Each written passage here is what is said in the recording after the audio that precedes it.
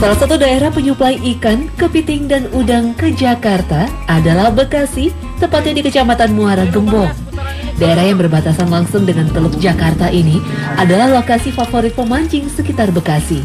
Sebagian masyarakatnya bekerja sebagai nelayan, namun tidak semuanya melaut atau memiliki tambak. Ada juga yang mendapatkan penghasilannya dari mencari belut, seperti yang dilakukan Pak Yono dan kawan-kawannya. Kalau dia airnya naik berarti kita lagi mancing belut, cuma tekniknya berbeda. Biasanya mancing belut yang dikenal itu menggunakan line atau tali yang diikatkan ke mata kail, dan kita biasanya diputar-putar atau yang dikenal dengan ngurak belut. Tapi yang kali ini beda nih. Ini menggunakan batang bambu yang ditipiskan dan mata kailnya dibuat dari kawat tanpa ruit. Yang membedakan lagi, sesudah kita menemukan lubang belut, itu hanya dimasukkan tidak lebih dari 5 cm dan digoyang-goyangkan oleh jari. Teknik mancing belut dengan bambu ini biasa disebut ngicak oleh Pak Yono dan warga sekitar. Umpannya berupa udang dan dilakukan pada lumpur rawa berair asin di sekitar PLTG Muara. Perburuan belut ini memang menunggu pasang surutnya air, karena waktu dia surut, lubang-lubangnya itu kelihatan dari airnya.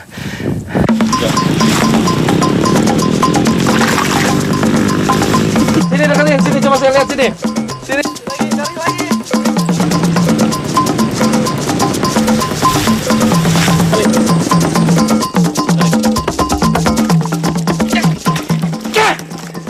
Dia lepas. Waktu terbaik untuk menaikkan belut adalah sekitar pukul 15 hingga 16. Karena saat itulah waktunya lindung. Sebutan lain, hewan air berbentuk seperti ular ini biasa mencari makan.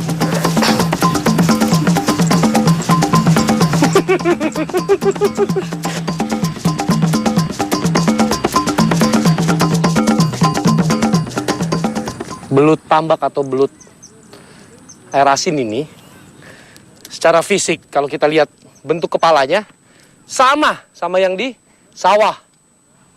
Yang membedakan ekornya. Ekornya dia berevolusi membentuk sirip untuk berenang. Apabila air pasang, dia berenang di dalam air. Seperti ular. Coba lihat.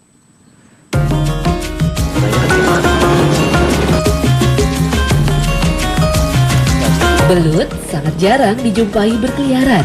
Mereka cenderung lebih menyukai bersembunyi di lubang dalam lumpur.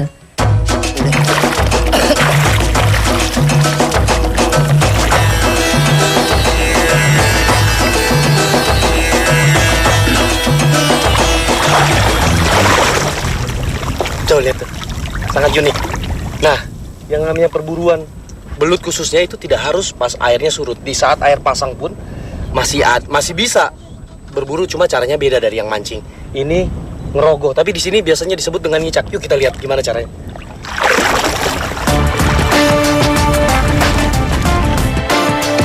Menangkap belut pada waktu siang dirasakan lebih nyaman oleh Pak Muhammad dan Pak Rinan. Karena lokasi pencarian terang dan tidak sulit membedakan mana lubang belut atau kepiting. Walaupun terlihat mudah, namun menangkap belut dengan tangan kosong memiliki kesulitannya tersendiri. gagal.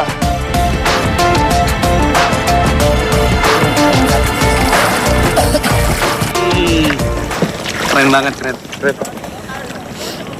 Dengan waktu yang nggak gitu lama, satu masyarakat biasanya bisa dapat 5-10 kilo.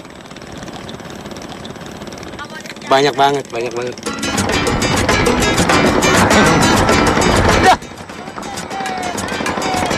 Ah!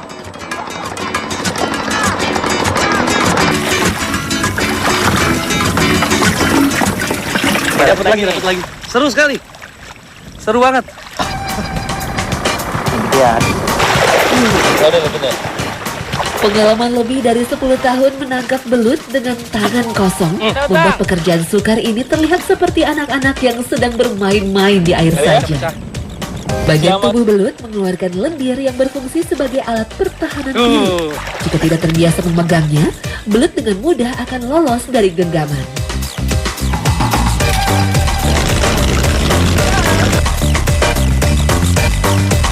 Yang perlu diperhatikan dalam menangkap belut adalah penentuan awal apakah benar itu lubang yang dimaksud.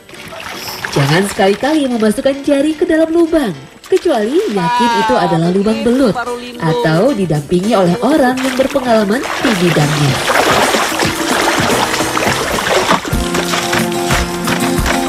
Di Jepang, daging belut adalah salah satu bahan makanan yang sangat digemari penduduknya dengan sajian kuliner andalannya unagi. Di Indonesia, hidangan berbahan dasar daging belut kurang diminati. Hanya di beberapa daerah saja yang memanfaatkannya menjadi kuliner khas. Daging belut memiliki kandungan protein tinggi yang berguna untuk membangun kembali sel-sel yang rusak. Selain itu, kandungan fosfornya juga berguna untuk membantu kalsium membentuk massa tulang sehingga tulang tidak keropos. Nah, ini dia yang dipepes. Warnanya sih cerah banget. Cuma karena saya hobi pedas, saya mau nitip cabai rawit, Mak, ya. Di bungkusannya dikasih cabai rawit utuh.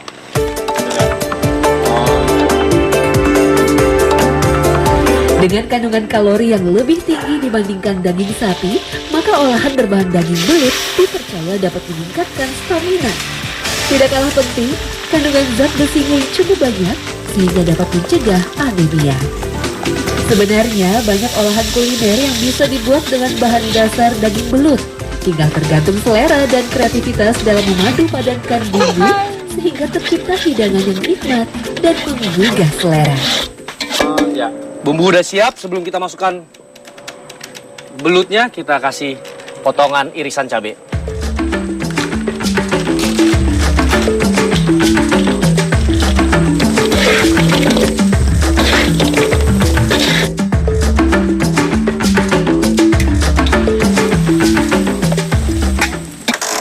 Belut goreng telur asin ala wild fishing siap disajikan. Ini baru keren.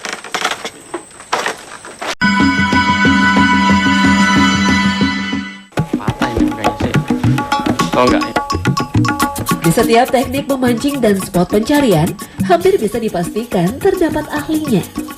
Di lokasi favorit mencari ikan para angler sekitaran Bekasi, ada seseorang ahli memancing dengan teknik tegek. Nah, sekarang kita mau ketemu dengan orang yang sangat ahli di bidang tegek, mancing tegek. Namanya Pak Ugi. Nah, itu dia Pak Ugi tuh. Pak Ugi, gimana? Udah siap belum? Siap, udah. Siap. Alhamdulillah, baik, Pak. Udah siap ya? Siap. Yang paling sulit.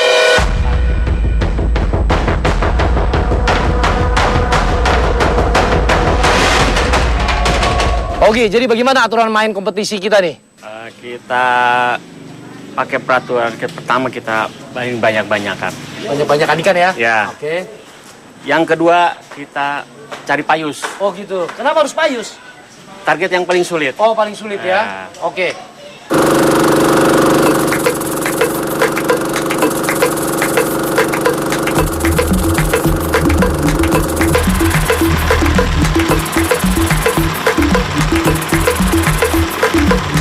Lokasi pertandingan kali ini bertempat di sebuah rumpun bambu untuk tempat bersembunyi ikan. Oh, kesini dulu ya?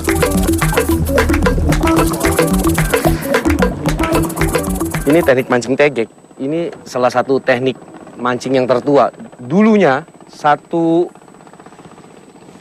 joran ini atau batang yang digunakan ini dari satu batang bambu sepanjang mungkin. Dan dia, talinya itu diikat di ujungnya dengan... coba lihat. Wah, Pak Ugi. Aduh. Ini yang orang bilang ikan kakap nih, Pak Ugi. Itu ikan nggak masuk hitungan. Ini hasilnya dari tegek. Jadi tegek ini satu batang joran yang panjang dan talinya ini hanya diikat di ujungnya tanpa rel.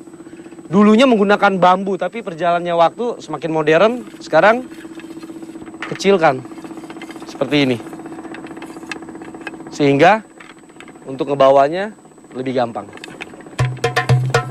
Penggunaan joran yang panjang berguna untuk mencapai spot mancing yang sulit dijangkau. Benang pancing yang dipakai sesuai dengan panjang joran tanpa menggunakan reel. Tunggu pemancing. Pakaiannya gerakan lebih kecil. Di ronde-ronde awal, Pak Ugi sangat mendominasi dalam perolehan ikan. Mungkin karena memang sangat paham dengan cara memancing tegek dan hafal setiap lekukan spot-spotnya. Wah, gede lagi. Pengalaman dan pemahaman spot memang penting. Namun jangan dilupakan faktor luck dalam memancing sedikit banyak memiliki peran dalam perolehan hasil. Pak Ugi mau ngerasain tarikan ikan besar nggak? Di sini juga banyak. Aduh, saya jadi nggak enak sama Pak Ugi. Saya dapat ikannya ikan-ikan bagus. Masih keberuntungan masih berpihak sama Bapak Jo. Jadi selain menguasai teknik, memang faktor luck, keberuntungan itu mutlak di mancing liar ini. Jadi nggak hanya pengalaman atau bukan umur saja yang menentukan dapat ikan bagus atau tidak ya? Ya, Bapak biasa Ugi. ya. Nanti yang membuktikan akhirnya.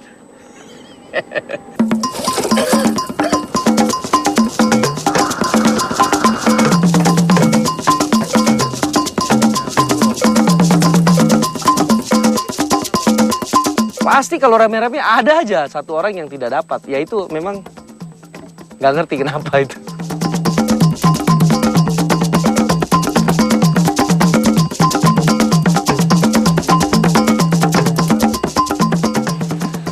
Kaki, kumis, kepala dimakanin. Ini ikan beronang. Dan ikan beronang ini salah satu ikan targetnya pemancing tegek.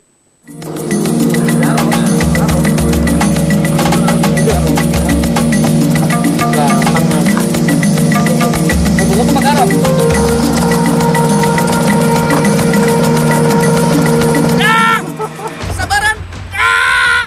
Ini luar biasa ini. Ya. Angkut sudah dia.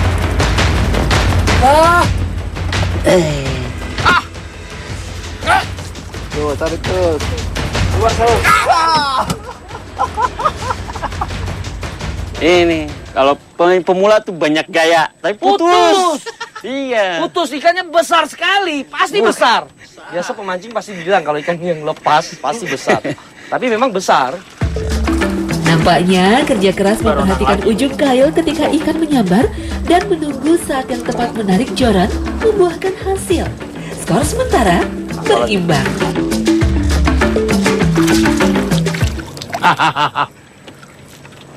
Jadi saya nggak enak sama Pak Ugi. Saya mancingnya berdua, tapi saya nggak dapat terus. Gimana ya? Wah! Nyangkut lo, nyangkut! Nyangkut! Lo putus! Ya, putus! Di penghujung waktu pertandingan, Pak Ugi merubah strategi karena melihat banyak ikan baronang bermain di sekitar rumput. Ganti strategi berubah karena yang makanin selalu baronang. Kita bikin ini dia pancing baronang. Kita lihat nih. Dan kita buktikan. Kita bantai Bapak Jo.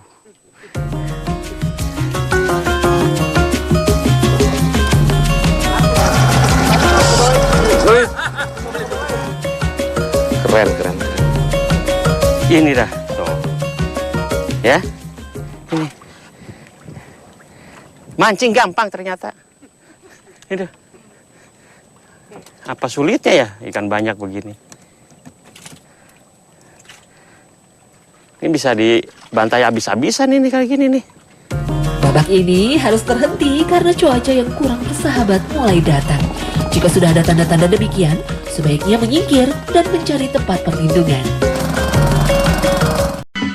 Salahin kita. Beda di jorannya. Pertarungan dilanjutkan lagi. Target jadi lebih spesifik, sebab ikan ini terkenal sulit dinaikkan dengan teknik tegek. Putaran kedua emang sengaja saya maunya satu perahu sama Pak Ugi karena curang kayaknya.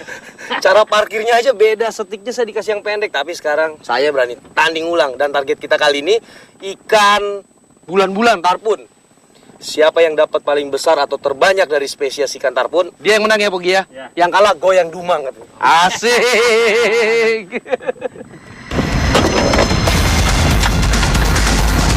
Bukan tanpa sebab Pak Ugi diberi gelar ahlinya mancing tegek. Belum lama waktu lomba dimulai, ikan sudah berhasil dinaikkan, walaupun bukan termasuk ikan target.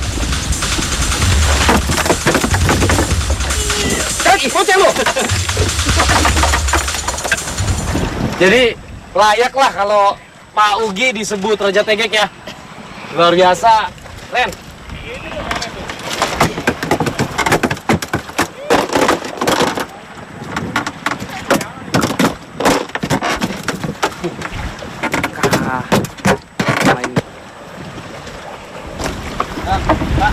Tingkat kesulitannya luar biasa. Sulit, kalau menurut saya sangat sulit karena ikan payus sendiri terkenal dengan gerakan-gerakannya untuk melepaskan mulutnya dari mata kail. Jadi dia loncat, dia menyelam, dan dia bergerak-gerak. Jadi apabila kita hanya mengandalkan daya tarik dari kelenturan ini aja agak sulit, kecuali kita menggunakan rel. Karena tidak boleh kendor. Tali ini tidak boleh kendor. Kalau kendor, dia pasti loncat dan lepas. Sininya tipis. Rasanya lebih gampang. Walaupun ikan target belum diperoleh, namun dari segi perolehan ikan, sudah jelas siapa pemenang kompetisi mancing ini. Umur mungkin ya, jadi Pak Ugi ini cerdik ya.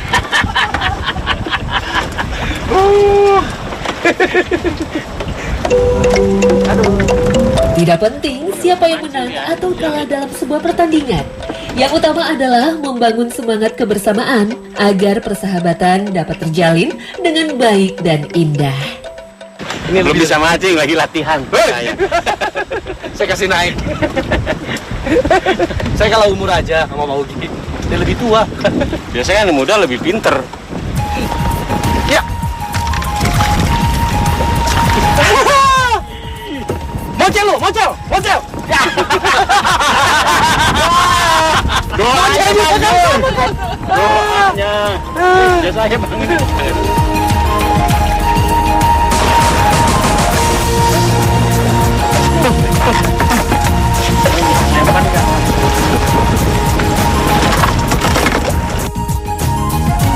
Kalau itu kan hanya berdasarkan desain dari ikan payus ini. Coba lihat, bentuknya kayak torpedo, panjang, siripnya banyak. Memang dia ikan yang berenang cepat untuk menyergap mangsanya. Dan yang lebih hebat dari ikan ini adalah dia bisa menari di udara untuk melepaskan apabila dia merasa ada ancaman, menghindari dari predator yang ingin memangsa payus ini.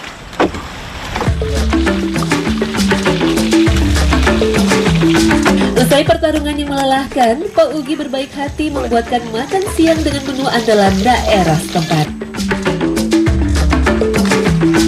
Berhubung turnamen mancing tegek Pak Ugi yang menang, ya terpaksa Pak Ugi menanggung masak. Tapi saya nggak yakin kayaknya dia bisa masak. Pak Ugi, kita masak apa Pak Ugi? Kita kasih bumbu kuning. Oh, ikan di bumbu kuning. Nggak pakai sambal? Sambalnya nanti pakai jengkol. Oh. Khasnya di sini nih. Bang, Betawi jengkol tua ya. Sebenarnya harga berapa sih?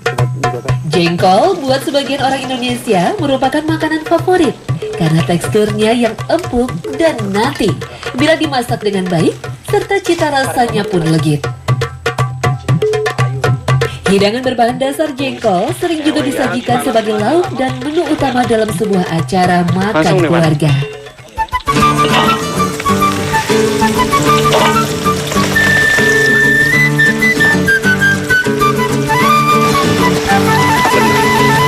Aroma jengkol memang sangat tajam, namun di balik baunya yang menyengat, jengkol memiliki berbagai manfaat yang berguna bagi tubuh.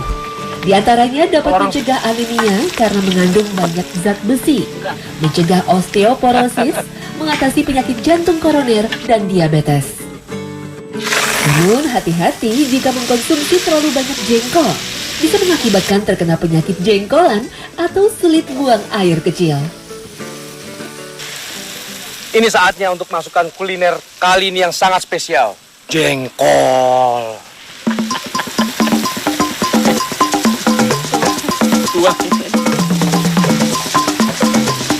Tumbuhan jengkol tersebar di wilayah Asia Tenggara dan termasuk jenis polong-polongan. Ada sedikit trik jika ingin menyantap hidangan berbahan jengkol tanpa bau yang sangat tajam. Ketika merebus jengkol, air rebusannya harus sering diganti dan tambahkan sedikit daun salam atau daun jambu kluthuk. Penggunaan rempah-rempah yang banyak, misalnya kayu manis atau cengkeh, juga sangat membantu meminimalisir aroma.